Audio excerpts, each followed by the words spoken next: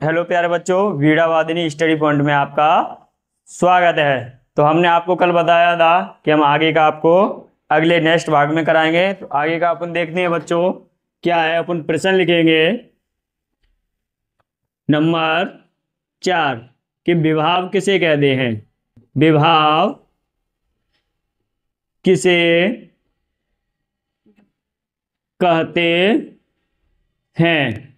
क्या है बच्चों प्रश्न कि विभाव किसे कहते हैं। तो इसको देखेंगे अपन उत्तर में। क्या देखेंगे उत्तर में कि स्थायी भावों को जागृत करने वाले कारकों को अपन विभाव कहते हैं। क्या कहते हैं?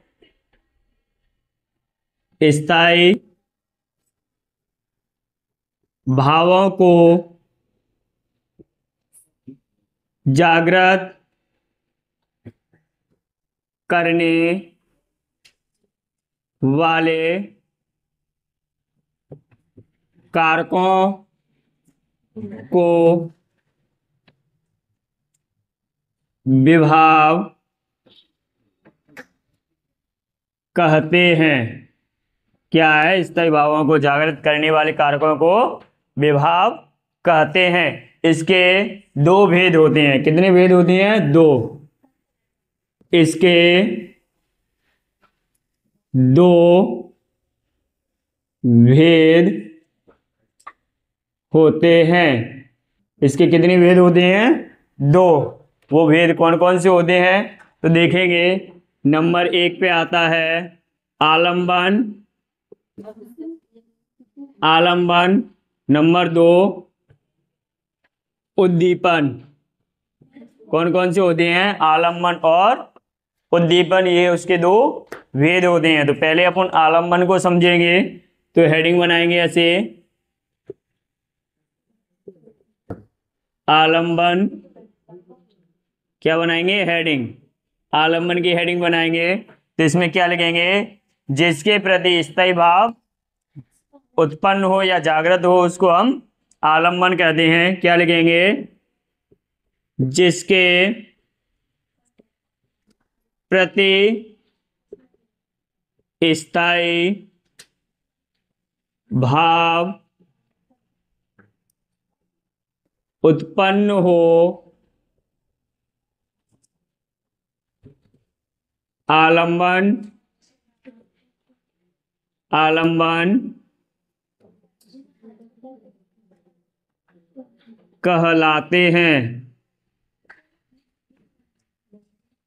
इसके दो भेद होते हैं। तो आलंबन के भी दो भेद होते हैं बच्चों। कितने भेद होते हैं? आलंबन के भी दो भेद होते हैं। वो दो भेद कौन से होते हैं? एक होता है आश्रय, दूसरा होता है विषय। कौन से भेद होते हैं उनके नाम लिखेंगे। तो पहला होता है आश्रय और दूसरा होता है अपना विषय। तो आश्रय और विषय के बारे में अपन जानेंगे। तो पहली हेडिंग अपन यहाँ कौन सी बनाएंगे? आश्रय की बनाएंगे। आश्रय किसकी बनाएंगे? आश्रय किसे कहते हैं ऐसे आ जाए। ये आश्रय को अपन हेडिंग बनाएंगे। तो इसको अपन लिखेंगे जिस व्यक्ति के मन में। क्या लिखेंगे? जिस व्यक्ति के मन में, व्यक्ति के मन में भाव। क्या है? जिस व्यक्ति के मन में क्या हो? भाव जागृत हो। जागृत हो आश्रय कहलाते हैं। आश्रय कहलाते हैं। अब इसके बाद अपन किसके बारे में जानेंगे? विषय के बारे में जानेंगे। किस अगला कौन सा आता है इसका भेद? दूसरा विषय। विषय। तो विषय की हेडिंग बना ली। तो इसको विषय को भी अपन ऐसे ही लिखेंगे, यानी जिस के प्रति। क्या लिखेंगे? या जिसके प्रति या जिनको देखकर। क्या लिखेंगे?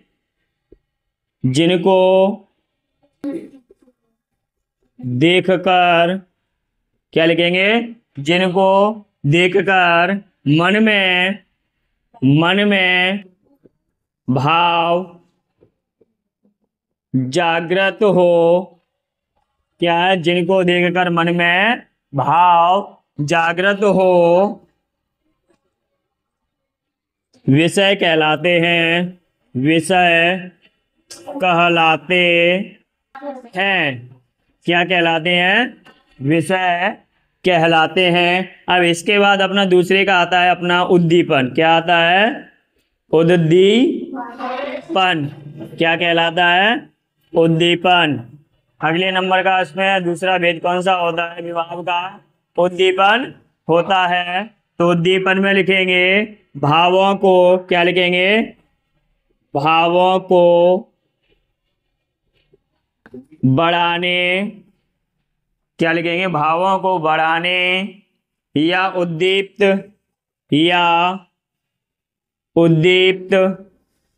करने वाले कारकों को, क्या है? उद्दीप्त करने वाले कारकों को क्या कहते हैं? अपन उद्दीपन कहते हैं। उद्दीपन कहते हैं। इसके 4 भेद होते हैं। इसके कितने भेद होते हैं? 4 भेद होते हैं। तो अपना ये विभाव कंप्लीट हो गया यहां तक। तो आगे अपना इसके बाद क्या समझाएंगे? अनुभाव को समझाएंगे। किसको? अनुभाव को। तो प्रश्न नंबर 5 में लिखेंगे। किस में लिखेंगे? प्रश्न नंबर 5 में लिखेंगे। कैसे लिखेंगे? कि अनुभाव किसे कहते हैं? क्या लिखेंगे? अनुभाव किसे कहते हैं? तो उत्तर में अपन कैसे लिखेंगे? 5वें नंबर का उत्तर है, तो अपन उसमें कैसे लिखेंगे कि आश्रय की बाहरी शारीरिक चेष्टाओं को अनुभाव कहते हैं। किसकी? आश्रय की बाहरी, क्या है? आश्रय की बाहरी शारीरिक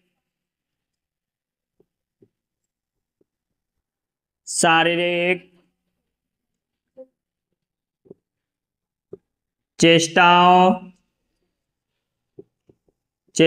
को अनुभाव कहते हैं। आश्रय की बाहरी शारीरिक चेष्टाओं को अपन क्या कहते हैं? अनुभाव कहते हैं। इसके 4 भेद होते हैं। इसके कितने भेद होते हैं? 4। क्या है? अनुभाव क्या है? आश्रय की, यानी हमारे शरीर की बाहर की चेष्टाएं, उनको ही हम क्या कहते हैं? अनुभाव कहते हैं। इसके 4 भेद होते हैं। जैसे कि एग्जाम्पल में आप समझ लो, जैसे कि हमारे शरीर में कंपन आना, वो बाहर दिखाई देता है, तो ये बाहर की चेष्टा है। जैसे कि पसीना आना, ये भी हमारी बाहर की चेष्टा है, उनको ही हम क्या कहेंगे? अनुभाव कहेंगे। तो अब अगला प्रश्न अपना होता है प्रश्न नंबर 6। क्या होता है कि विभाव और अनुभाव में अंतर लिखिए। क्या होता है? विभाव और अनुभाव में अंतर लिखिए। तो क्या प्रश्न है? विभाव और अनुभाव में अंतर लिखिए। तो एक तरफ उन विभाव डाल लेंगे, विभाव, और एक तरफ उन अनुभाव डाल लेंगे, अनुभाव। तो इसको अपन लिखेंगे, तो कैसे लिखेंगे कि नंबर 1, क्या लिखेंगे? नंबर 1 में तो अपन डेफिनेशन को ही नंबर 1 में अपन स्थापित कर देंगे। तो अनुभाव की, यानी विभाव की और अनुभाव की जो भी डेफिनेशन उसको लिखेंगे। तो विभाव की डेफिनेशन क्या है कि स्थायी भावों को जागृत करने वाले कारकों को विभाव कहते हैं। तो क्या लिखेंगे? स्थायी भावों को जागृत करने वाले कारकों को विभाव कहते हैं। तो ऐसे इसमें लिखेंगे, नंबर 1 पॉइंट डाल के क्या लिखेंगे कि आश्रय की बाहरी शारीरिक चेष्टाओं को अनुभाव कहते हैं। ठीक है, ये तो अपना एक एक पॉइंट हो गया। अब नंबर दो में लिखेंगे इसके दो भेद होते हैं, इसके दो भेद होते हैं। और इधर लिखेंगे इसके 4 भेद होते हैं। तो इधर क्या लिखा है, इसके 2 भेद होते हैं और इसके 4 भेद होते हैं। ये तो अपना किसमें हो गया, स्थायी भाव और संचारी भाव में अंतर कराएंगे। अब आपको किसमें स्थायी भाव और संचारी भाव में अंतर कराएंगे, ये अपना विभाव और अनुभाव का अंतर हो गया। तो अपन अगला प्रश्न क्या लिखेंगे, प्रश्न नंबर 7 क्या लिखेंगे, स्थायी भाव और संचारी भाव में अंतर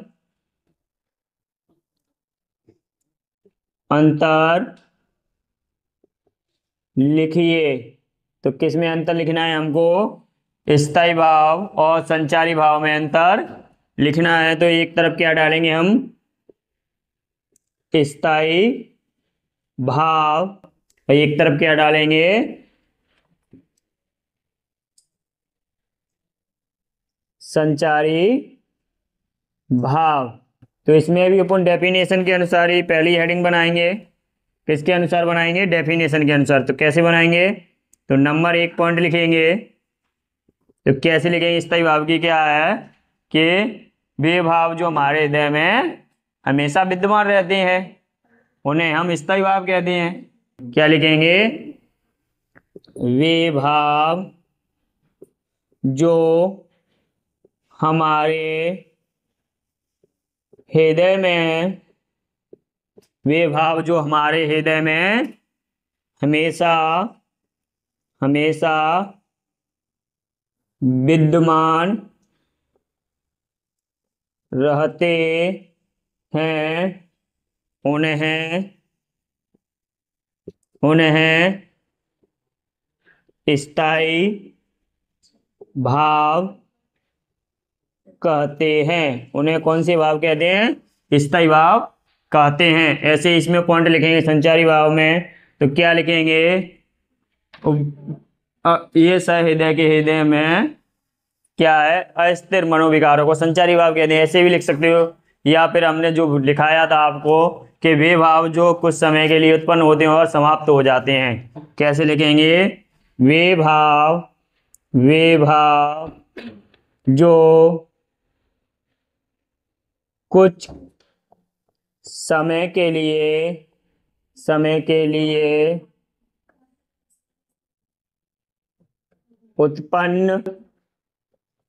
होते हैं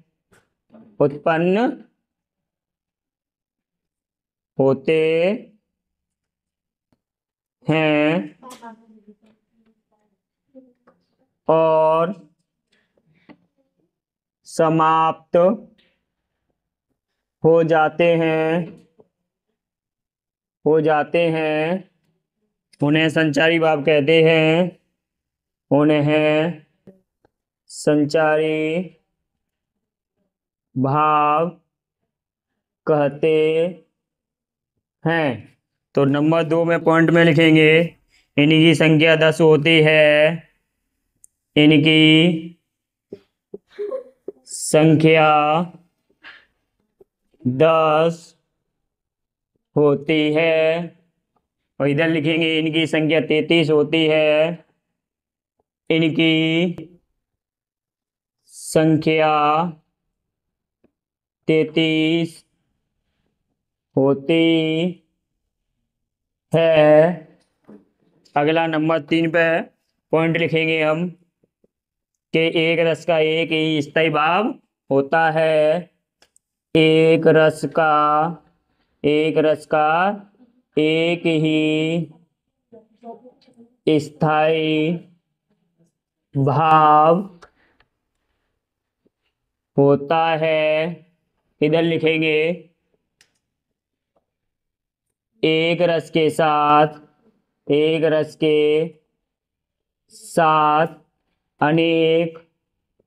अनेक संचारी भाव आ सकते हैं।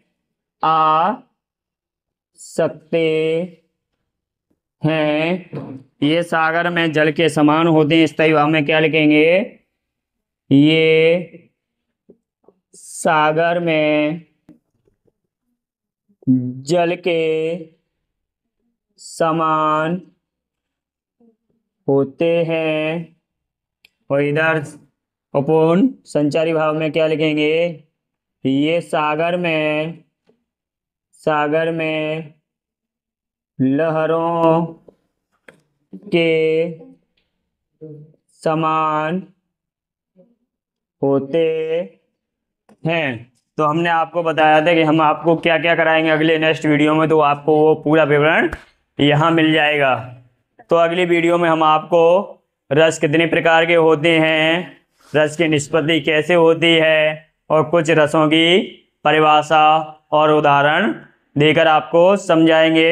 आपको पूरे रस 4 पार्टों में खत्म हो जाएंगे। तो आज हमने आपको क्या समझाया है कि विभाव किसे कहते हैं।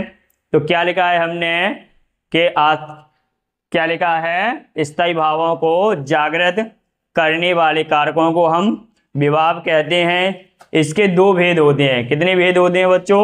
2 भेद होते हैं, आलम्बन और उद्दीपन। तो हमने पहली हेडिंग क्या समझी? आलम्बन कैसे लिखा? जिसके प्रति स्थायी भाव क्या हो? उत्पन्न हो, आलम्बन कहलाते हैं। आलम्बन के भी 2 भेद होते हैं। कितने भेद होते हैं बच्चों? 2। वो कौन कौन से होते हैं? आश्रय और विषय। कौन कौन से होते हैं? आश्रय और विषय। तो हमने फिर आश्रय के बारे में समझा। आश्रय में क्या लिखा है? जिस व्यक्ति के मन में, यानी जो कोई व्यक्ति हो उसके मन में भाव जागृत हो, वो क्या कहलाते हैं? आश्रय कहलाते हैं। अगला था अपना विषय। विषय में क्या लिखा? जिनको देखकर हम ऐसे हमारे मन में हम जिसको भी देखेंगे क्या है? जिनको देखकर मन में भाव जागृत हो उसे हम क्या कहेंगे? विषय कहते हैं बच्चों। आगे है अपना उद्दीपन, जो कि विभाव का ही एक उदाहरण है, भेद है। पहला क्या था? आलम्बन और ये उद्दीपन। तो क्या है? भावों को बढ़ाने या उद्दीप्त करने वाले कारकों को हम क्या कहते हैं? उद्दीपन कहते हैं। अगला है अपना प्रश्न नंबर 5 के अनुभाव किसे कहते हैं। क्या लिखा है? अनुभाव किसे कहते हैं? तो अनुभाव में लिखा है आश्रय की बाहरी, यानी हमारे शरीर की बाहर की चेष्टाओं को अनुभाव कहते हैं। इसके 4 भेद होते हैं। कितने भेद होते हैं? 4। अब फिर लिखा था हमने क्या है प्रश्न नंबर 6 में कि विभाव और अनुभाव में अंतर लिखिए। क्या लिखा है? विभाव और अनुभाव में अंतर लिखिए। तो हमने इसमें पहला पॉइंट तो जो उसकी डेफिनेशन दी उसके हिसाब से लिख दी। जैसे विभाव की डेफिनेशन है क्या है कि क्या लिखा है हमने इसमें कि स्थायी भावों को जागृत करने वाले कारकों को विभाव कहते हैं। ऐसे ही हमने अनुभाव में लिखा है आश्रय की बाहरी शारीरिक चेष्टाओं को अनुभाव कहते हैं। अब फिर लिखा है इसके 2 भेद होते हैं और इसके 4 भेद होते हैं। फिर लिखा था हमने स्थायी भाव और संचारी भाव में अंतर। तो क्या लिखा है? वे भाव जो हमारे हृदय में हमेशा विद्यमान रहते हैं उन्हें हम स्थायी भाव कहते हैं। वे भाव जो हमारे हृदय में कुछ समय के लिए क्या होते हैं? उत्पन्न होते हैं और समाप्त हो जाते हैं, उन्हें हम संचारी भाव कहते हैं। स्थायी भावों की संख्या 10 होती है और संचारी भावों की संख्या 33 होती है। और एक रस का एक ही स्थायी भाव होता है और एक रस के साथ अनेक संचारी भाव आ सकते हैं। स्थायी भाव सागर में लहरों के समान होते हैं, संचारी भाव स्थायी भाव सागर में जल के समान होते हैं और संचारी भाव सागर में लहरों के समान होते हैं। क्या लिखा है? जो स्थायी भाव हैं वो सागर में जल के समान होते हैं और संचारी भाव क्या है? सागर में लहरों के समान होते हैं। आपको पता है सागर का मतलब पानी उसमें अपार है, भंडार है, वो भरा रहता है, हमेशा खत्म नहीं होता है। लहरें तो आती हैं जाती हैं, तो वैसे ही संचारी भाव है। जैसे कि ये सहृदय के हृदय में पानी के बुलबुलों के समान कौन होते हैं? संचारी भाव। पानी में जो बुलबुले निकलते हैं उनके समान प्रकट होती हैं और स्वतः ही वो नष्ट हो जाते हैं, उनको ही हम क्या कहेंगे? संचारी भाव कहते हैं। तो आपको नेक्स्ट वीडियो में भी अगले पार्ट में आगे को मिलेगा। ठीक है।